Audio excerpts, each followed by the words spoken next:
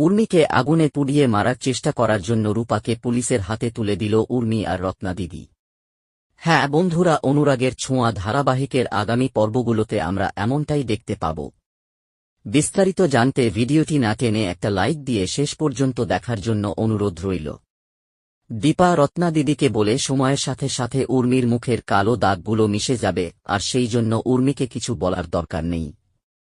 তখনই রত্না দিদি দীপাকে বলে, তোর মেয়েটা আমার মেয়েকে কত বড় একটা ক্ষতি করে দিল।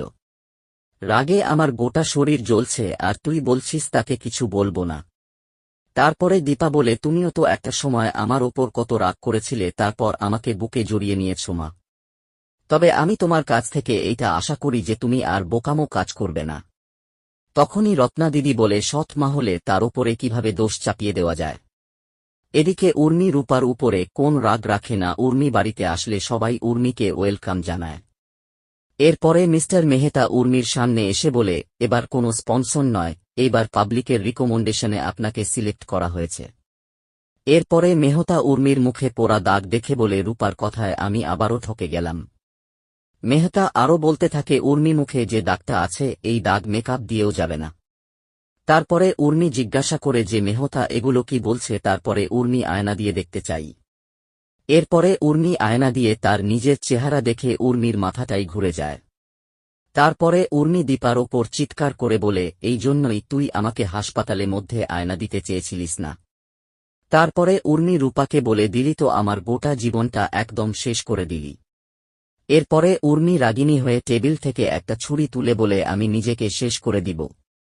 এরপরেই দেখা যায় বাড়িতে পুলিশ চলে আসে, এসে বলে, আমরা উর্মির সাথে কথা বলতে চাই।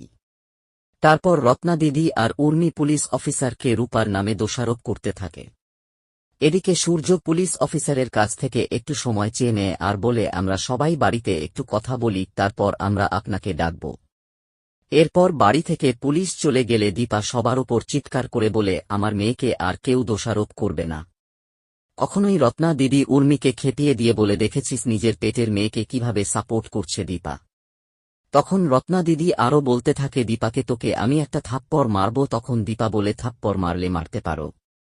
দীপা রত্না দিদিকে বলে, আমার মেয়ের সাথে কোনো অন্যায় হতে দেব না আমি। তারপর রূপা রাগ করে বাড়ি থেকে বেরিয়ে চলে আসে। বাহিরে আসলে সাক্ষ্যদীপ বাবুর সঙ্গে রূপার দেখা হয়ে যায়। তারপর রূপা সাক্ষ্যদীপ বাবুকে সবকিছু খুলে বলে দেয়। এরপরে বাড়িতে যখন সবাই রূপাকে খুঁজে পাচ্ছে না, ঠিক তখনই সাক্ষ্যদীপ বাবু রূপাকে নিয়ে বাড়িতে আসে। তারপর সাক্ষরদীপ বাবু উর্মিকে সরাসরি প্রশ্ন করে, তুমি আমাকে বলো, এই বাচ্চা মেয়েটা তোমাকে খুন করতে চাইবে কেন?